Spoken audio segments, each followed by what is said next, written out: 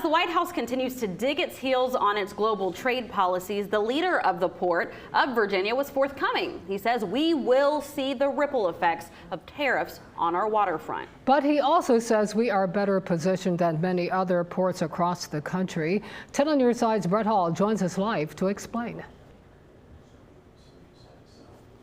According to the CEO of the Port of Virginia, Regina and Aisha, 57,000 jobs are created because of the three ports that are in Hampton Roads. Now, those jobs are often the longshoremen who help bring the containers from the ship, and then there's truck drivers that take the containers and take them off to their various destinations. All those jobs can be affected by the tariffs. However, as you were saying, we might weather the storm better than most because of who we trade with.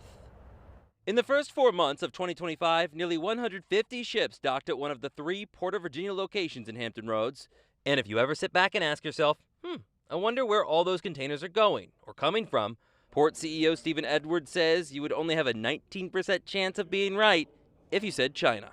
We're in the somewhat fortunate position of being the least exposed major U.S. port on trade with China. At his State of the Port address today, Edwards explained how that provides strength right now, because while ports on the West Coast are starting to sit empty, March is okay, April is okay, May, towards the back end of May, will be the first ships that arrive in our port, which will have China tariff cargo on them. They will have less cargo on them. So there will be less cargo arriving at the end of May, but it won't be the steep drop-off that you're seeing on the West Coast. He says while he can't yet predict what that'll mean for the workforce, he says the Port of Virginia is doing everything it can to soften the blow. As we reported Tuesday, work is underway to export more agricultural products from here.